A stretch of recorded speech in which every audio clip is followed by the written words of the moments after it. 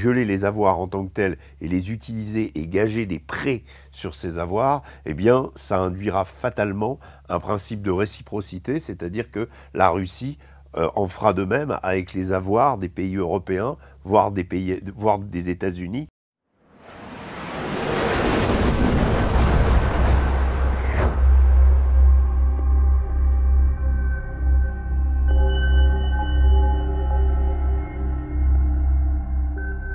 Bonjour Régis. Bonjour Aïcha. Régis, les dirigeants de l'Union européenne ont demandé jeudi à la Commission européenne d'explorer des moyens de financer l'Ukraine sur les 2 années à venir. Et parmi les propositions, la mise en place d'un prêt qui s'appuierait sur les avoirs russes gelés. Oui, tout à fait. Alors c'est un prêt qui va être gagé sur ces fameux avoirs russes qui sont gelés depuis 2024. Alors c'est une procédure qui a été appliquée comme sanction contre la Russie par l'ensemble des pays de l'Union européenne. Maintenant, la difficulté, c'est que quand vous gelez des avoirs d'un pays comme la Russie, il faut s'attendre, si vous les utilisez pour financer la guerre en Ukraine, déjà les intérêts de ces avoirs sont utilisés déjà pour financer la guerre en Ukraine. Mais geler les avoirs en tant que tels et les utiliser et gager des prêts sur ces avoirs, eh bien, ça induira fatalement un principe de réciprocité, c'est-à-dire que la Russie en fera de même avec les avoirs des pays européens, voire des États-Unis, à mon avis plutôt des pays européens, sur son sol. Ça a déjà été, hier, j'ai écouté la conférence de presse de Maria Zakharova, la porte-parole du ministère des Affaires étrangères russe, et c'était déjà ce qu'elle disait. Elle disait, si vous le faites, nous ferons exactement la réciproque. Alors, ce qui est intéressant, c'est que cette proposition a été faite, mais hier, un certain nombre de pays, notamment la Belgique, n'ont pas donné leur accord pour que ce prêt soit fait, de 140 milliards soit fait. Je vais vous donner les chiffres. Actuellement, il y a 210 milliards d'euros d'actifs appartenant à la Banque centrale russe qui sont en Europe et 24,9 milliards d'avoirs privés russes qui sont également gelés. Donc il n'y a pas eu d'accord. Il va y avoir une autre réunion à la mi-décembre. Les 27 ont demandé à la Commission européenne d'étudier cette possibilité donc de financer à hauteur de 140 milliards d'euros la guerre en Ukraine pour les 2 ans à venir.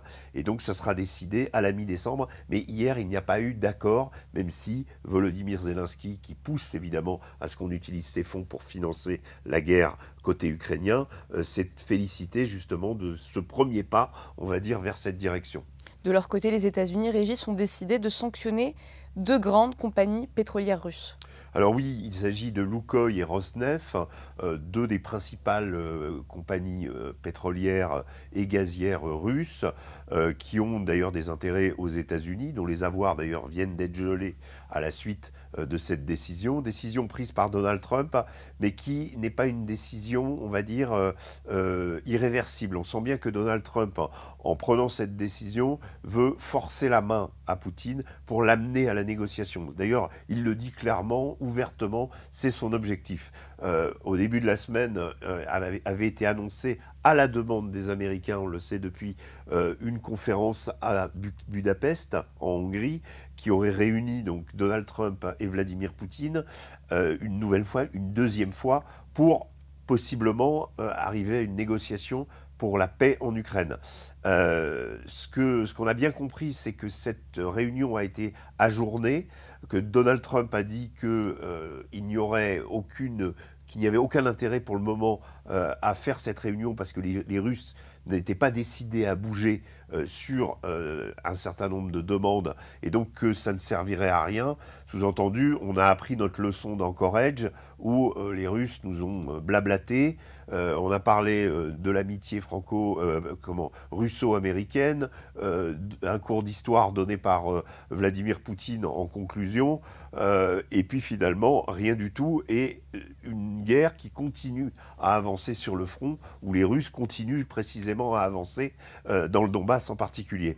Donc là, Donald Trump ne veut pas se faire avoir une deuxième fois. Les Russes, de leur côté, savent aussi que le moment où aura lieu cette réunion, eh bien, il faudra qu'il y ait des décisions concrètes. On ne va pas pouvoir refaire un bis repetita encore edge avec une Russie qui continue, vaille que vaille, sa guerre, ensuite comme si de rien n'était.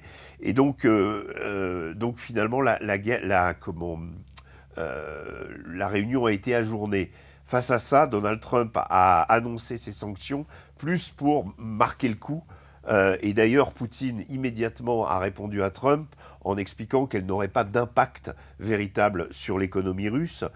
C'est effectivement des sanctions, elles sont prises comme telles. C'est un geste inamical, a précisé Poutine, mais elles n'auraient pas d'impact sur l'économie russe. La vérité, c'est que ces sanctions risquent et ont déjà commencé à faire augmenter les prix du pétrole, ce qui est quelque chose à l'avantage et des Américains qui vont pouvoir, plus le pétrole est à un taux élevé, plus le gaz de schiste américain est rentable, et plus le pétrole est élevé, évidemment, pour les Russes, qui sont l'un des principaux fournisseurs, c'est un avantage, et la Russie peut continuer à écouler son pétrole. Donc, quelque part, sanctionner deux compagnies russes risque de provoquer une hausse des prix du pétrole sur les marchés, et donc d'aller dans l'avantage des Russes. Et effectivement, ce n'est pas non plus un véritable game changer qui va forcer Poutine à s'asseoir à la table des négociations. Régis, vous l'avez dit, ces sanctions contre la Russie, selon Vladimir Poutine, n'impacteraient pas plus que cela l'économie russe. Vous êtes sur le terrain, vous le voyez. Comment est-ce que vous mesurez l'impact de ces sanctions ? Lors de nos passages en Russie, en reportage, en allant dans le Donbass ou à Koursk la dernière fois, c'est que l'économie russe, pour moi, dans ma mémoire, dans mes plus jeunes années, j'avais été à Berlin-Est, et à l'époque, les privations étaient réelles. Il y avait des queues devant les magasins pour acheter du pain. Je n'ai rien vu de tel en Russie.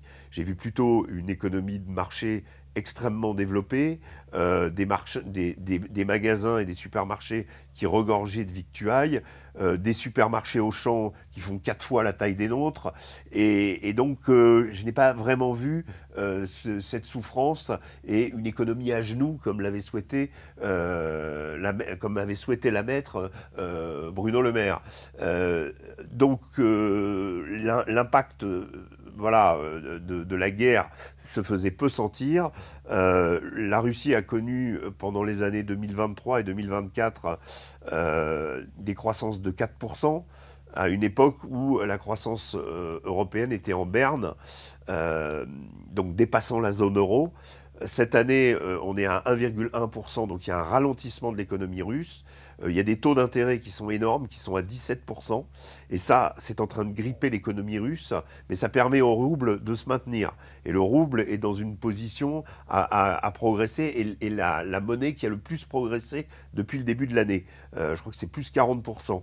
Donc le rouble est consolidé, mais les taux d'intérêt sont trop importants, et ça provoque effectivement un ralentissement économique en Russie. Il y a de l'inflation, et donc ça, c'est une situation critique. Et il est fort à parier que, pour le moment, tous les acteurs russes font pression sur Vladimir Poutine pour qu'il baisse ses taux d'intérêt, de façon justement à ce que l'économie russe ne se grippe pas. Mais ça se produira dans les mois qui viennent.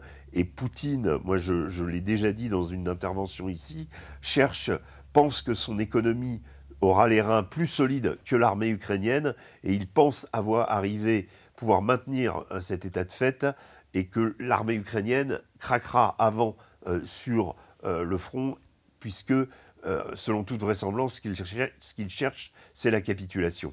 Régis, le gel des avoirs et son utilisation, est-ce bien légal et est-ce commun ? Non, parce que ça enfreint des règles internationales bien établies, même pendant les périodes de la guerre froide, où il y avait des avoirs respectifs dans les pays. Il n'y a jamais eu ce processus, on n'a jamais utilisé ces avoirs. Donc là, si les Européens vont jusqu'à les utiliser pour gager un prêt octroyé à l'Ukraine de 140 milliards, ça sera une première et ça risque de provoquer, et beaucoup de personnages, en particulier le Premier ministre belge, qui n'est pas du tout dans le camp russe, avertissent sur le côté historique et le précédent que cela provoquerait, avec, on imagine effectivement, des mesures de rétorsion en Russie et finalement des entraves aux règles internationales du commerce. Merci Régis. Merci beaucoup.